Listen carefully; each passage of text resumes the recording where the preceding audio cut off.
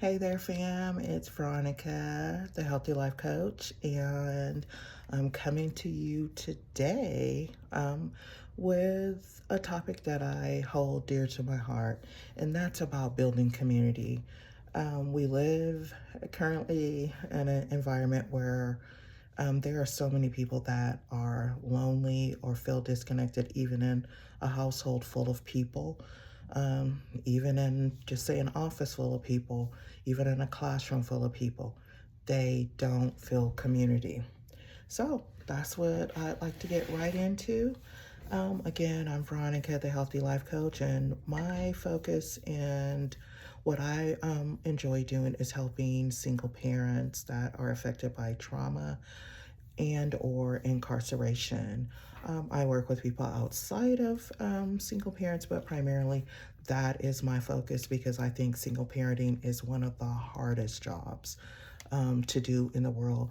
And they are generally overwhelmed and they need support, they need resources. And I'm here to help with that. And today, again, we will get right into my topic, which is building community and the importance of building community. As I mentioned, there are so many people, especially our elderly community, that are feeling lonely. And that is not a good thing. That can, also lead into mental health concerns, depression, suicidal thoughts, and so on. And I don't want that for anybody. And some people may feel like, well, how do I build community? I'm busy, I work, I go to school, I'm a single parent and I just don't have time to connect with people. And what I say to that is we have to make time because when you feel better, you do better in life, you do better in health, your cup is full when you have those people that you can connect with that can give you that honest advice or feedback and so on. So, on that note, we want to get into, how do you create this community? First, you start off with, like-minded people, people that, you interact with and you say, hey, I have a connection there, or I'd like to know more about this person, or I'd like to, connect with this person. So that may, look like a work environment.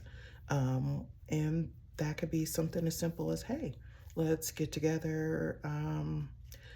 Either at a library, they have free rooms that you can book. When the weather's right, you can, meet up at the park. You can, it can be a picnic. Everyone can pitch in, bring something. You can bring puzzles, games, and so on. Or you can meet up at a restaurant, anywhere that, is convenient and agreeable upon all parties. And these are people that you're getting a chance to get to know them better. You're able to talk your talk, and what I mean by talk your talk, you're able to be you, be yourself, be authentic.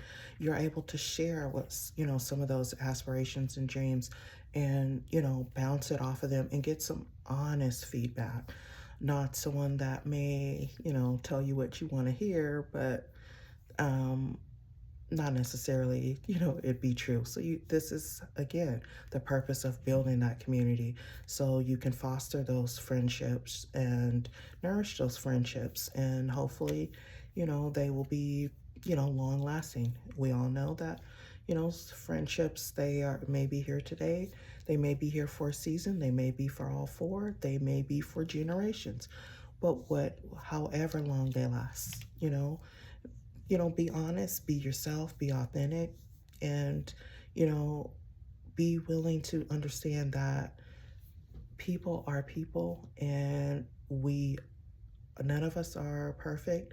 We all have our flaws. We all are dealing with stuff outside of, maybe work or, um, leisure time.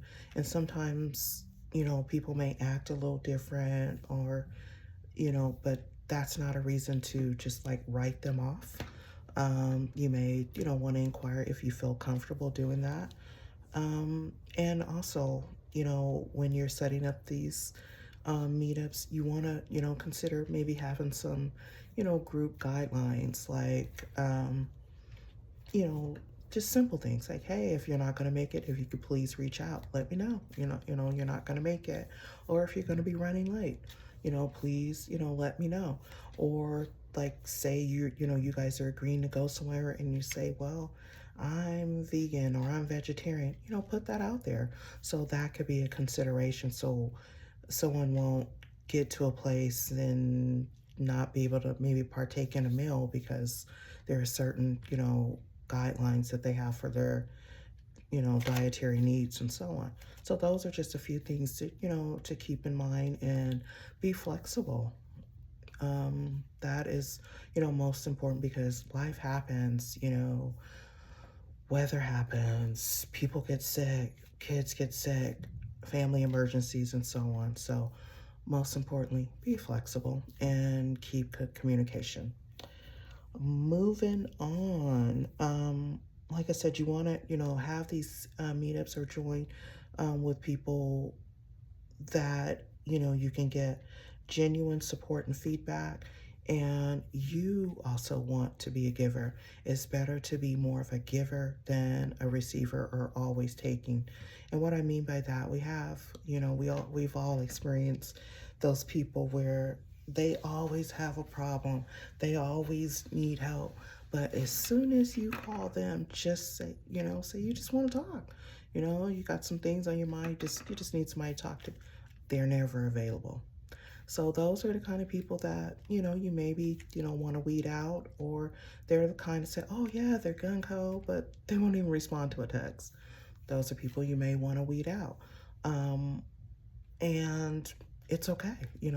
Sometimes, people are just not a good fit, and it's okay. No need to lose sleep or, you know, be, mean or angry or anything of that nature.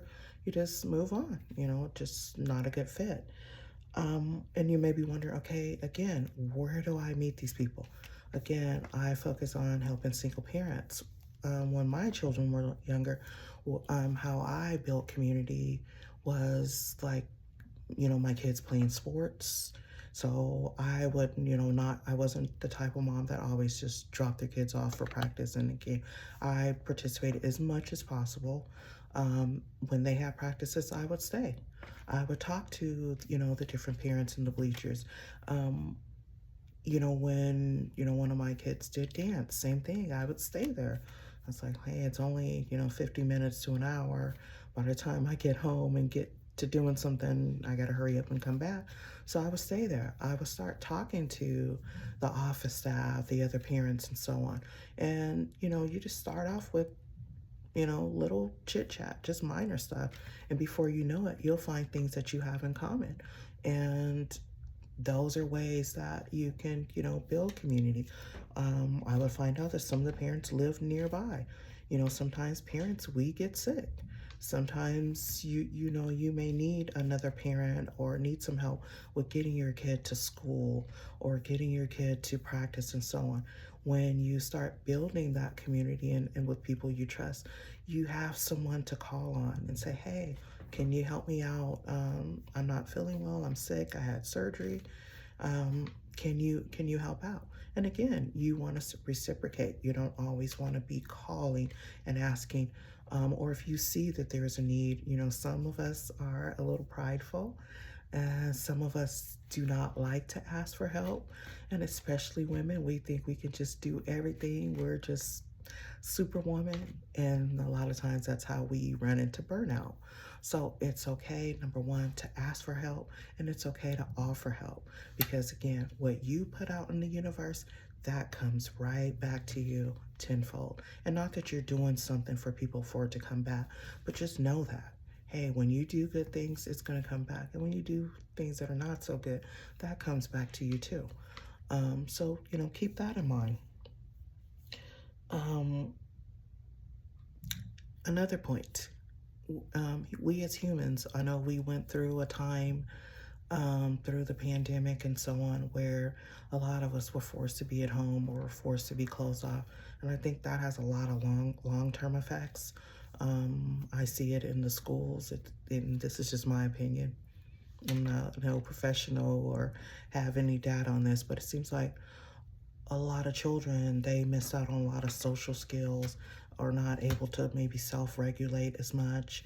And a lot of, say, like our elderly that were forced to be separated from their families, and some families even lost loved ones during that time because they were forced to be separate and to quarantine. And the bottom line, we are humans. We are meant to be in community. I know some of us are loners. I do okay with being by myself. I, can focus well by myself. But then there are times where I want to meet up. I want to get together with other like-minded people and share experiences, ask questions. They may have that personal experience that I don't have. And, I trust their opinion or what their experience has been, on a certain topic. And it just helps me to maybe navigate whatever I'm trying to go through in life, or, maybe a decision I'm trying to make. So, with that in mind, we are not meant to be alone and to be loners. And again, I will go back to, mental health. A lot of times people that, spend too much time alone, spend too much time, say, for example, if they're sharing a place, like maybe say even, in a dorm, or college students sharing an apartment, but they're always in their room. They are not, being in community, coming out of that room, just getting in a routine of, just being in that room, that could bring on depression. And depression could lead to a lot of different things, just like stress can cause different health problems. So that is something we want to avoid.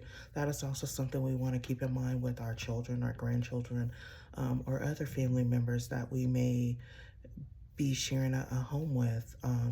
You want to make sure that you're checking in on your loved ones, um, because a person that may spend time in seclusion way too long, you never know what may be going on, um, mentally, and you don't want them to go the wrong way.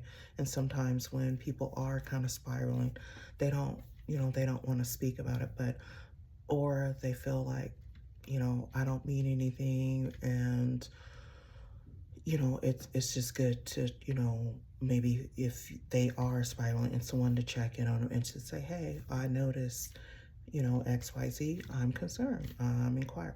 And that can make a person feel good, and that can make a person like, hey, I need to snap out of this.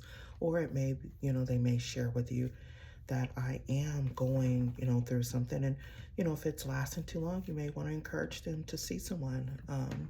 If, you're not able to talk it out, and if that's not enough, if they're needing more, um, I would, definitely encourage you to encourage them to see someone. Um, and lastly, the thing I want to touch on, and I kind of, briefly touched on it a bit ago, is, always start out with how you can help or how you can support someone else. Um, we always want to give more than what we receive. We don't, we want to avoid just always taking it. Um, I know we live in a time where everybody's busy, busy, busy. Everybody's got so many different things going on. And that, makes it hard to coordinate times to, to meet up and so on. But do what you can, and, always, find a place where you can be of help and be of support to others, because there are so many people that are in need. For me, I strike up conversations, and if I'm standing in line, if I'm in a waiting room at a doctor's office, I strike up conversations with people. And I don't know, people many times will gravitate towards me and say, hey, you're easy to talk to, and so on. So again, I think that is my God-given talent, is to help and inspire others in any way that I can.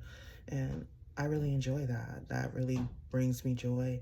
And basically, on that note, Again, we are meant to be in community. There's different ways to create community, and support groups are good ways to meet people. Joining sports, joining gyms, coordinating with if you have school-age children, coordinating with other parents, or when you have activities after school, talking to those other parents, or if you're in the workplace, coordinating with other co-workers. There are so many different ways to create community. And if you're involved in a church or visiting a church, that's another great way to create community and people of like minds and have some of the same goals in mind. That's another way to meet people and create your different. You don't have to have one set of friends or community. You can have different people you connect with, like I mentioned for the church. Like if you have the school age children, different groups for different things, and that's okay. um, just don't overwhelm yourself and always go. With everything, we need to create balance. So um, on that note, I'm out, and I thank you so much for watching. I thank you for listening. I would appreciate if you resonated with any of this, if you would go ahead and and subscribe if you'd like to know or be notified when the next time I upload another video. Please go ahead and subscribe. Or if you think that this may resonate with someone else, please feel free to share. All right, on that note, please be blessed. And again, thank you for watching, and I'll see you on the next video. Peace.